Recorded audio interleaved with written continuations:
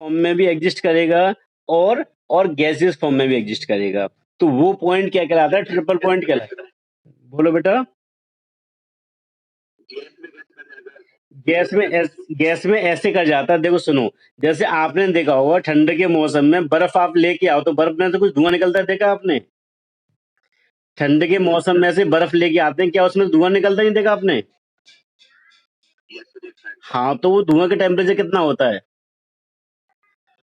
उसका टेम्परेचर क्या 100 degree Celsius होता है? उसका टेम्परेचर बहुत कम होता है ना बेटा। ठीक है, तो वो क्या, वो वाटरी तो है। वाटरी कौन सी फॉर्म है? गैसेस फॉर्म में वाटर की। आप कहोगे सर वाटर की गैसेस फॉर्म होती है आपकी। दूसरा एग्जांपल देता हूं मैं। जो बेटा बादल होते हैं आपके, ठीक है। अब बादल आपको पता है किस फॉर्म में होते हैं? वाटर ही तो होता है बादल में। बादल में होता क्या है? वाटर होता है आपका, ठीक है। और वाटर किस फॉर्म में होता है बेटा? वो बादल आपका वेपर फॉर्म में होता है, लेकिन उसका टेम्परेचर बहुत ज्यादा होता है। लेकिन होता क्या है बेटा, बादल से जो आपके ओले पड़ते हैं, अब आपने कहा सर ओले पड़े हैं, है ना? तो जो ओले बेटा बनते होंगे, तो ओले होते क्या एक्चुअल में? बर्फ होती है ओले, कुछ और थोड़ी होता है। जब वाटर आपका बहुत ठंडा हो जाता है, कूल हो जाता है, उसकी बर्फ बन जाती है, वो ऊपर से गिरना स्टार्ट हो जाती है, तो उसको ओले का नाम बोल देते हैं हम लोग। होती क्या, वो बर्फ होती है बेसिकली, ठीक है, बहुत ठंडी होती है, आपको पता है वो, है ना, जिसको ओला बोलते हैं। तो ओला बनने से पहले जो वाटर है आपका वो होगा गैस फॉर्म में, और गैस से क्या बनेगा? सीधे सॉलिड बनना है वो, लिक्विड नहीं बनता, गैस से सीधे सॉलिड फॉर्म में कन्वर्ट होता है वो। रीजन होता है टेम्परेचर एक साथ डाउन होता है उसका। एक साथ डाउन होने के बाद जो गैस है आपकी वो सॉलिड बन जाती है, ठीक है। तो कुल मिलाकर ये है कि जो वाटर है आपका बेटा, वो तीनों फॉर्म में एग्जिस्ट कर जाता है इस 0 डिग्री सेल्सियस पर ही। इसी को हम लोग ट्रिपल पॉइंट बोल देते हैं।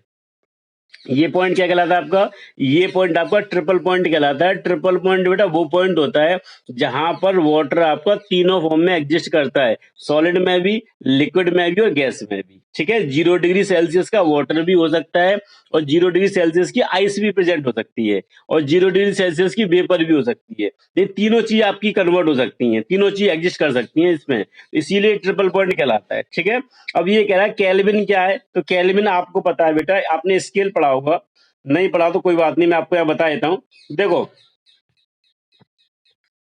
एक मिनट, हाँ।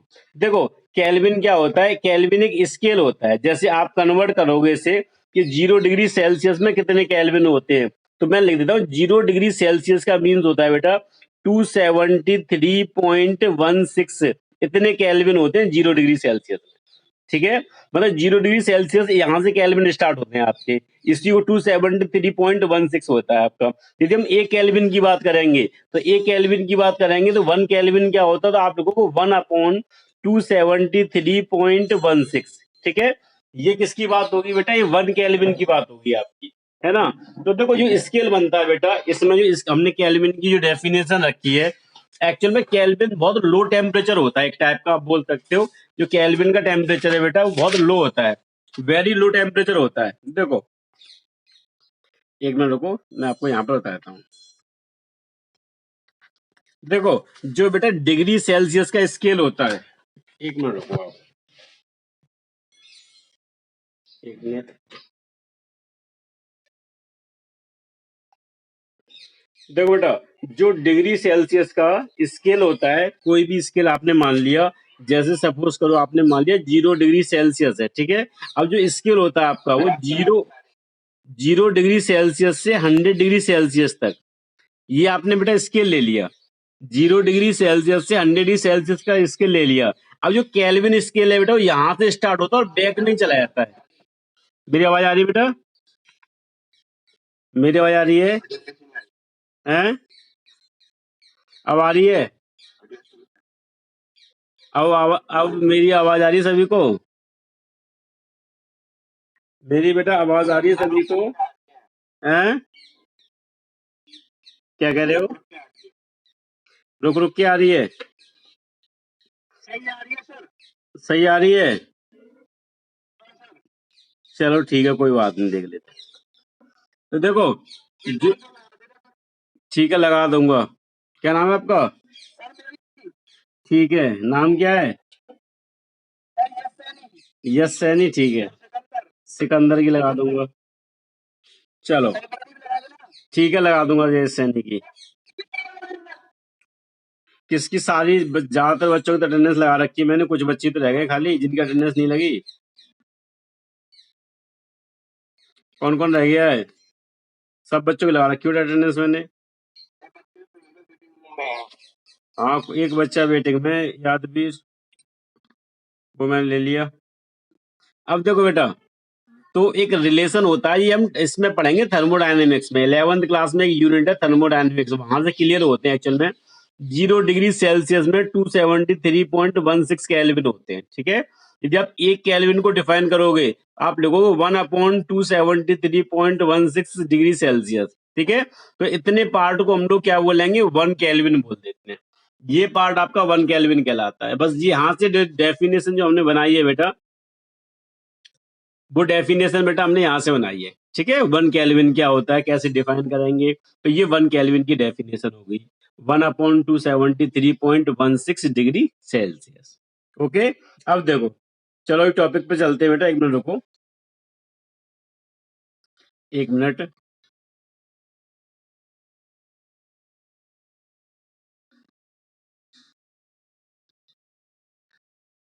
एक मिनट रुको।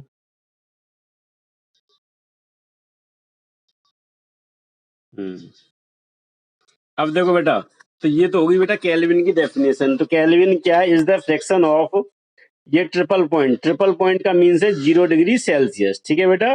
तो ट्रिपल पॉइंट का मीन्स होता है यहाँ पर 0 डिग्री सेल्सियस। तो डेफिनेशन क्या लिखी है कि kelvin is the fraction of 1/273.16 of temperature of triple point of water. इसका मीन्स क्या होता है कि जो 0 डिग्री सेल्सियस है, ये तो आपका ट्रिपल पॉइंट हो गया वाटर का, ठीक है। इसमें 273.16 केल्विन होते हैं आपके, ठीक है बेटा। यदि 1 केल्विन की बात करेंगे तो 1/273.16 हो गए आपके। तो इतने जो फ्रैक्शन पार्ट होता है आपका, वो 1 केल्विन होता है, उसको हम डिफाइन करेंगे, वो डेफिनेशन क्या होगी आपकी, 1 केल्विन होगी। इसके बाद से देखो नेक्स्ट देखते हैं हम इसमें, मोल क्या होता है आपका, मोल। तो आपने देखा होगा मोल क्या होता है, जैसे सपोज करो, आपको पता है इसमें, जैसे सपोज करो मोल की डेफिनेशन होती है वेट अपॉन मॉलिक्यूलर वेट। जैसे हम मोल निकालते हैं तो वेट कितना है, मॉलिक्यूलर वेट कितना है। जैसे कार्बन 12 की बात करते हैं, कार्बन 12, ठीक है। अब इसका वेट लेना तो आपको पता है 12 ग्राम, तो इसका वेट लेना पड़ेगा। और मॉलिक्यूलर वेट कितना होता है, 12। तो इसको डिवाइड कर दो आप, तो ये क्या बन जाते हैं आपके, मोल्स बन जाते हैं, ठीक है। तो 1 मोल क्या होता है, तो 1 मोल को बेटा ऐसे डिफाइन करेंगे यहाँ पर, ये डेफिनेशन बेटा मैंने लिख रखी है यहाँ पर 1 मोल की। तो 1 मोल क्या होता है, mole is the amount of substance. Mole क्या बेटा, अमाउंट होती है सब्सटेंस की विच कंटेन और मे एलिमेंट्री एंटाइटीज और there are atom is in 0.012 kg। KG मतलब 12 ग्राम, इसका मतलब 12 ग्राम ऑफ कार्बन 12, ठीक है। तो कुल मिला के ये कार्बन 12 का वो सब्सटेंस है।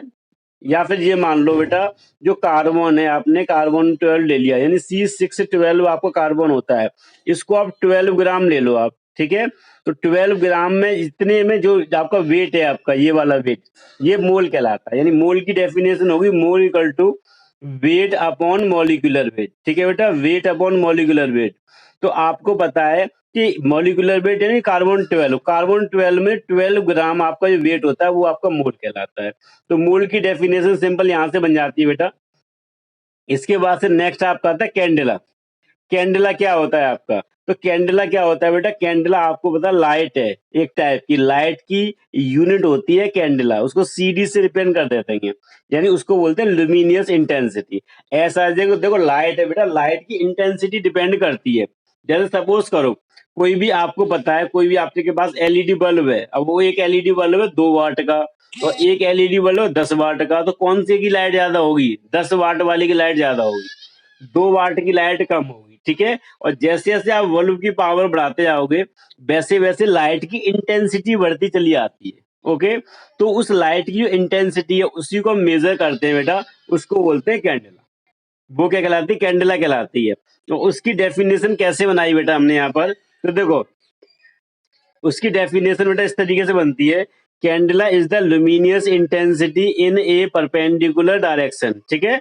मतलब लाइट एक टाइप की, ऐसे मान लिया आपने लाइट आ रही है इस तरीके से परपेंडिकुलर डायरेक्शन में ऐसे करके ना, तो कैंडेला क्या है बेटा, एक टाइप की लुमिनियस इंटेंसिटी है लाइट की, ठीक है। तो यहाँ पर लिख रखा है आपने candela is the luminous intensity in a perpendicular direction of 1/60,000 square metre area of black body at freezing point.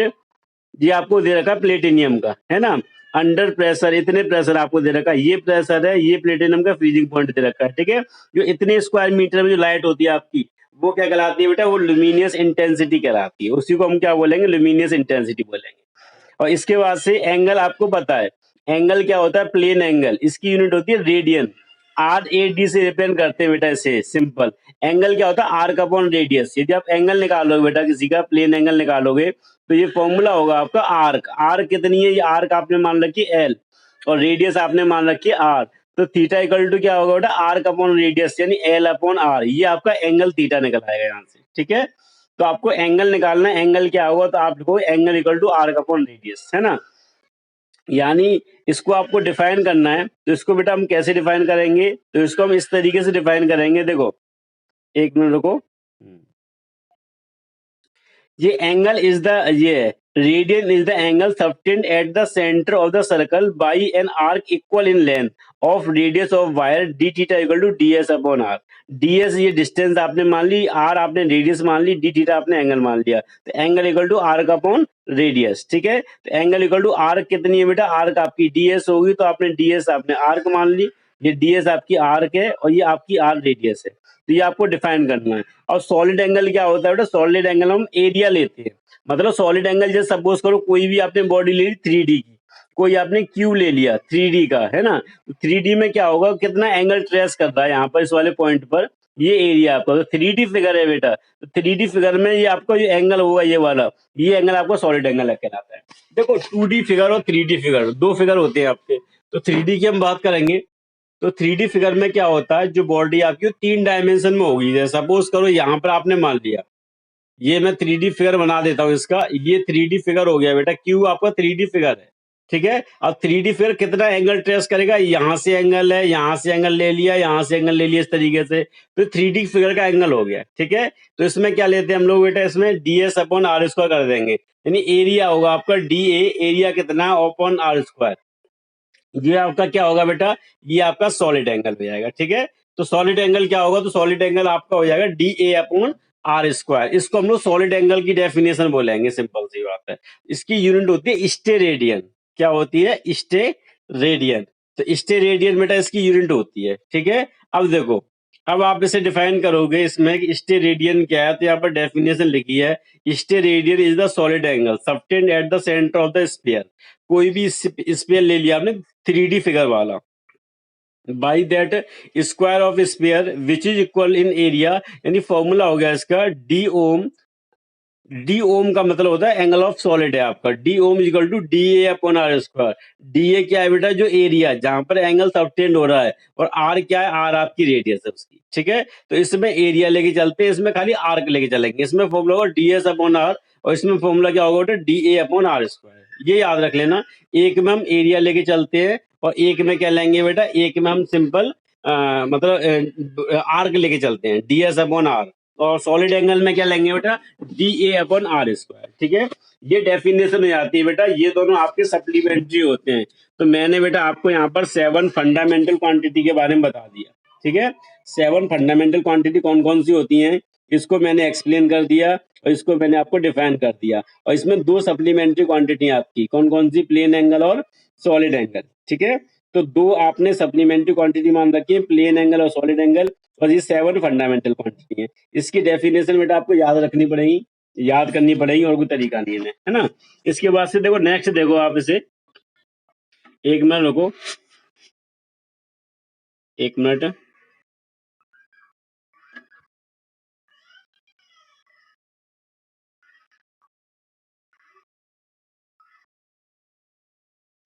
एक मिनट रुको।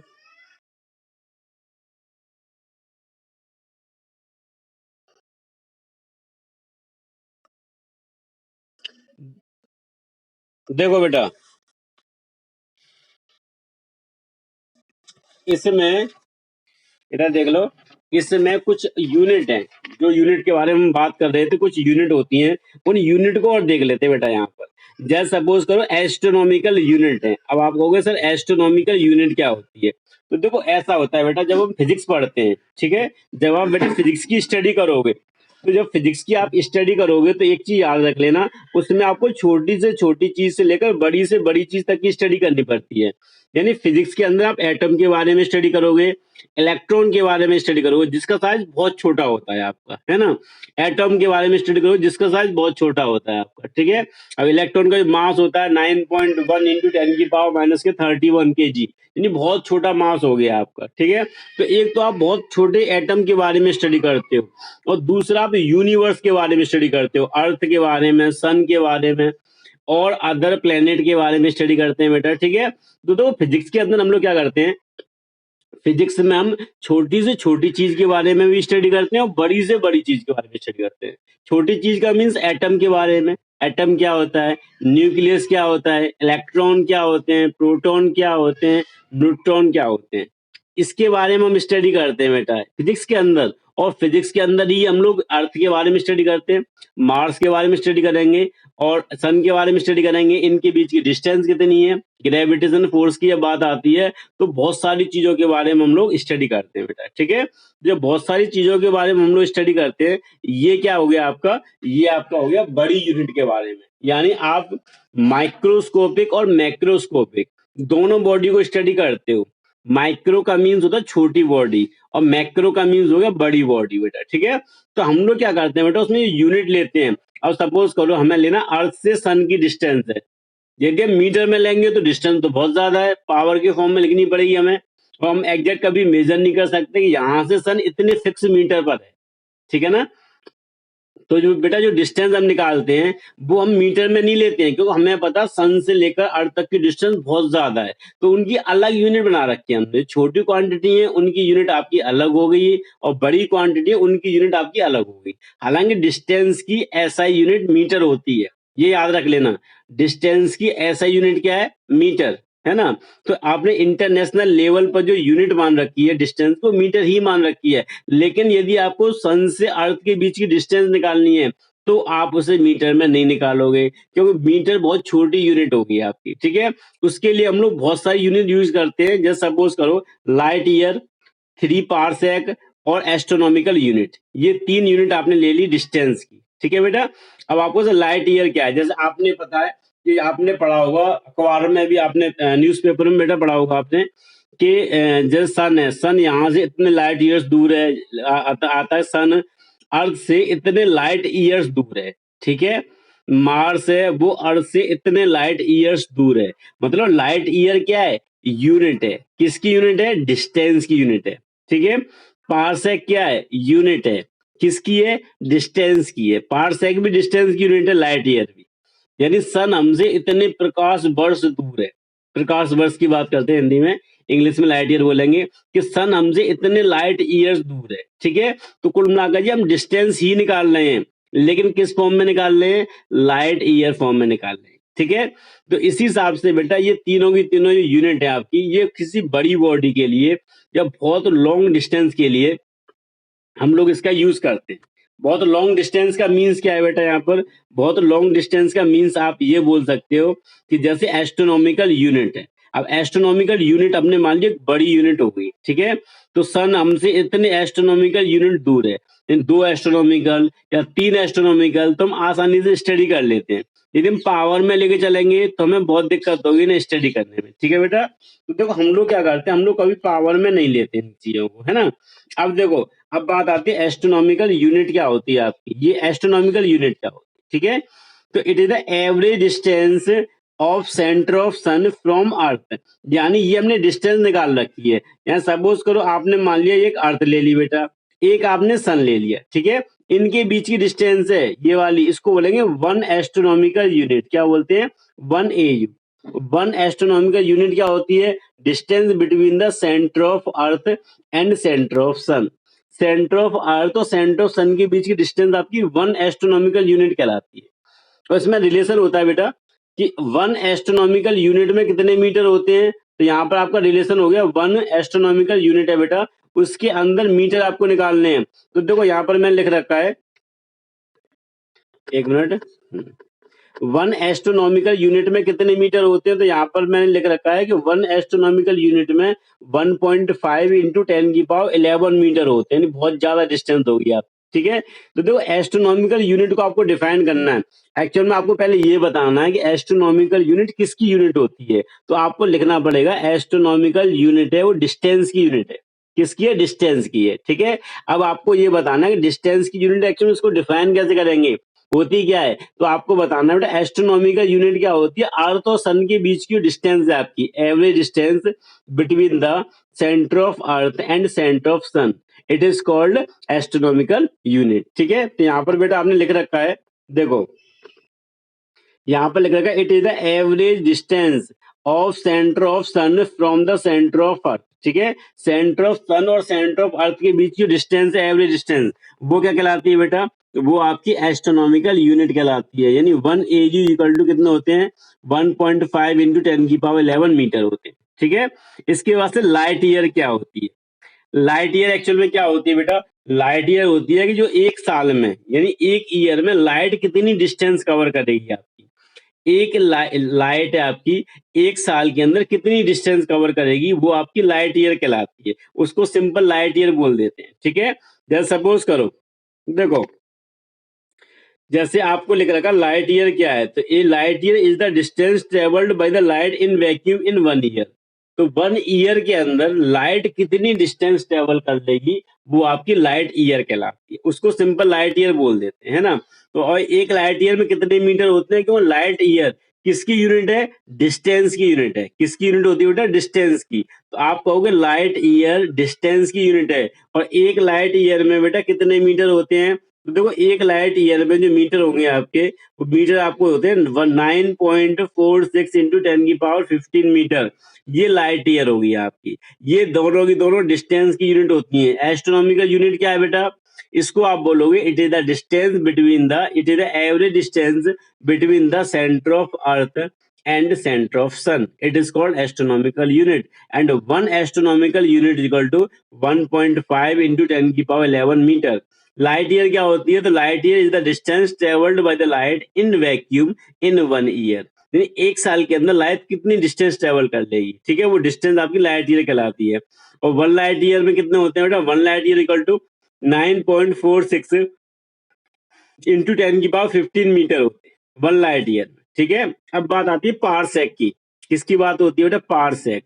पारसेक क्या है आपका? ठीक है, तो पारसेक भी किसकी यूनिट है? डिस्टेंस की यूनिट होती है। किसकी होती है? डिस्टेंस की यूनिट होती है। ठीक है, तो देखो ये तीनों की तीनों बेटा डिस्टेंस की यूनिट होती हैं। पारसेक को कैसे डिफाइन करेंगे? Parsec is the radius of a circle eight the centre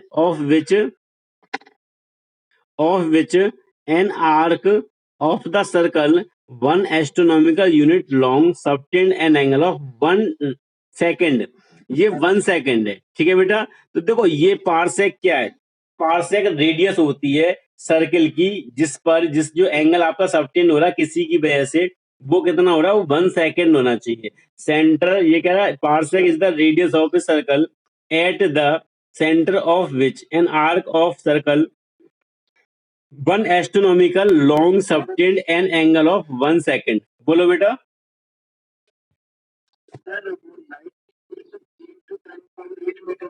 हाँ, तो लाइट की स्पीड होती है कि एक सेकंड में लाइट 3 इंटू 10 की पावर 8 मीटर की डिस्टेंस कवर करती है।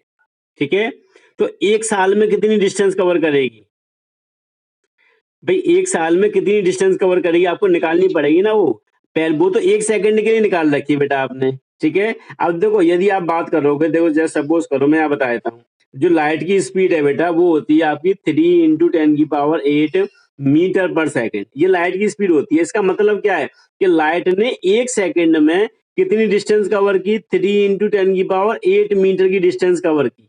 एक सेकंड में इतनी डिस्टेंस कवर की। मैं एक सेकंड की बात नहीं कर रहा, मैं एक साल की बात कर रहा हूँ। तो आपको एक सेकंड है, अब आपको पता है एक साल में कितने सेकंड होते हैं, उसका मल्टीप्लाई करना पड़ेगा आपको इसके अंदर। ठीक है, तो देखो सुनो, यदि आप मल्टीप्लाई करोगे तो यहाँ पर बेटा मैं आपको बता देता हूँ, 1 मिनट रुको, 1 मिनट रुको बेटा। देखो ये तो 1 सेकंड में डिस्टेंस कवर करने का है ना लाइट का। अब आपको ये निकालना है बेटा, लाइट 1 साल में कितनी डिस्टेंस कवर करेगी। तो आपको पता है लाइट 1 सेकंड में डिस्टेंस कवर करती है 3 × 10⁸ ठीक है। अब 1 साल में सेकंड बनाने हैं, तो यहाँ सेकंड कैसे बनाएंगे। देखो आपको पता है बेटा 1 साल में दिन कितने होते हैं, तो आपने मान लिया 1 ईयर में 365 डेज होते हैं, सॉरी 365 डेज मान लिया आपने, ठीक है। और 365 डेज और 4 आवर होते हैं वैसे तो, खाली आप 365 डेज मान के चलो, मतलब एक एवरेज मान लिया आपने कि 1 ईयर में 365 डेज होते हैं, ठीक है। अब ये बताओ एक दिन में कितने आवर होते हैं, तो आपको पता है एक दिन में 24 आवर होते हैं। कितने होते हैं? 24 आवर। अब 1 आवर में कितनी मिनट होती है बेटा? 1 आवर में आपको 60 मिनट होती हैं। और 1 मिनट में कितनी सेकंड होती हैं? और 1 मिनट में आपकी 60 सेकंड होती हैं। ऐसे तो आप निकालोगे भाई। 1 साल है, 1 साल का मतलब 365 दिन हो गए, यानी 365 डेज हो गए आपके। अब एक डेज में 24 आवर होते हैं आपके, ठीक है। और 1 आवर में 60 मिनट होती हैं, और 1 मिनट में 60 सेकंड होती है। तो 1 साल में इतनी सेकंड आपने निकाल दी, ठीक है। इन सब का आप मल्टीप्लाई करो और 3 का और मल्टीप्लाई कर दो, तो ये डिस्टेंस कितनी निकल के आएगी? ये सेम 9.46 इंटू 10⁻15 मीटर, ठीक है। ये 1 साल की डिस्टेंस आपकी निकल के आई। यानी आपको डिस्टेंस निकालनी है बेटा, तो यहाँ लिख देता हूँ डिस्टेंस हमें निकालनी है। तो देखो एक तो लाइट की स्पीड इतनी है, ये पर सेकंड के हिसाब से है, इतनी सेकंड होगी आपकी। तो आपको डिस्टेंस निकालनी है 3 × 10⁻8 इंटू 365 इंटू 24 इंटू 60 ठीक है। इन सब का आप यदि मल्टीप्लाई कर दो तो यहाँ से देखो 2 जीरो और बढ़ जाएंगे, 10 हो जाएगा आपका। तो वैल्यू कितनी आएगी? वैल्यू आपकी आएगी 3 × 10⁻10 इंटू 365 इंटू 24 इंटू 36। अब इन सबका मल्टीप्लाई करके देख लो आप। तो देखो मैं यहाँ पर कर देता हूँ बेटा सबका मल्टीप्लाई, 1 मिनट रुको, कैलकुलेटर का यूज कर लेता हूँ यहाँ पर। तो देखो 1 मिनट, यहाँ पर कर दिया 3 × 365 इंटू 24 इंटू 36, ठीक है बेटा। तो ये आपकी वैल्यू आएगी 946, मैं लिख देता हूँ 946,080 इंटू 10⁻10 मीटर। तो देखो ये वैल्यू आप मल्टीप्लाई करोगे बेटा, ये आपने मल्टीप्लाई किया, ओके। मल्टीप्लाई करने के बाद जो वैल्यू आपकी आएगी वो आपकी आएगी 946,080। इन सब का मल्टीप्लाई करने के बाद इंटू 10⁻10 आ गई। यहाँ पर आप पॉइंट लगा दो और यहाँ पर जीरो बढ़ा दो, 3 और 5 बढ़ जाएंगे। यानी इसे आप ऐसे लिख सकते हो 9.46 इंटू 10⁻15 मीटर, ठीक है। यहाँ पर भी क्या लिखा है हमने? यही तो लिखा है यहाँ पर कि 1 लाइट ईयर में कितने मीटर होते हैं। तो 1 लाइट ईयर में 9.46 इंटू 10⁻15 मीटर। यहाँ से जो कैलकुलेशन बेटा की है उससे भी सेम वैल्यू निकल के आई है ना। इसका मतलब क्या है कि 1 साल में लाइट कितनी डिस्टेंस कवर करेगी। लाइट की स्पीड हमें पता है कि लाइट आपकी 3 × 10⁻8 मीटर पर सेकंड के हिसाब से चलती है, ठीक है। यानी 1 सेकंड में इतनी डिस्टेंस कवर करती है, तो 1 साल में कितनी कवर करेगी? तो 1 साल की डिस्टेंस आपने निकाल रखी है, 1 साल में इतनी डिस्टेंस कवर करेगी लाइट आपकी 9.46 इंटू 10⁻15 मीटर, ठीक है। ये डिस्टेंस लाइट की है बेटा, 1 साल में इतनी डिस्टेंस कवर करेगी, इसीलिए हमने इसे लाइट ईयर बोल देते हैं। यानी अब इसको क्या बोलेंगे? इसको 1 लाइट ईयर बोल देंगे। तो ये क्या कहलाएगा बेटा? आपका 1 लाइट ईयर, है ना। ये डिस्टेंस आपकी 1 लाइट ईयर कहलाएगी, ठीक है। अब आपने देखा होगा कि जैसे न्यूज में आप पढ़ते हैं कि इतने लाइट ईयर सन हमसे दूर है, इसका मतलब लाइट की स्पीड के अकॉर्डिंग हम डिस्टेंस निकालते हैं कि लाइट हमसे इतने ईयर दूर है, मतलब जो सब वो है वो इतने ईयर्स दूर है लाइट से, ठीक है। तो यानी यदि हम लाइट की स्पीड से कहीं पर जाना स्टार्ट करें, सपोज करो आपने मान लिया जैसे कोई भी प्लेनेट है और वो आपसे 100 लाइट ईयर्स दूर है, 100 लाइट ईयर्स, ठीक है। यानी आप यदि लाइट की स्पीड से जाना स्टार्ट करोगे तो उस प्लेनेट तक आपको 100 साल लग जाएंगे पहुंचने में, 100 ईयर्स लग जाएंगी उस प्लेनेट तक पहुंचने में आपको, ठीक है। क्योंकि वो आपसे कितना दूर है? वो आपसे 100 लाइट ईयर्स दूर है। इसका मतलब आप लाइट की स्पीड से जाओगे उसके पास में तो आपको 100 ईयर्स लग जाएंगी, ठीक है। तो इसका मतलब ये डिस्टेंस की ही यूनिट है आपकी लाइट ईयर। और एक लाइट ईयर में कितने मीटर होते हैं? 9.46 इंटू 10⁻15 मीटर होते हैं। किस में होते हैं बेटा? एक लाइट ईयर में होते हैं, ठीक है। तो इस तरीके से बेटा हम लाइट ईयर हमने यूनिट निकाल रखी है और एस्ट्रोनॉमिकल यूनिट मैंने आपको बता दी। ओके, इसमें कोई प्रॉब्लम है तो बताओ मुझे। क्लियर है बेटा? ये किसी को कोई दिक्कत है?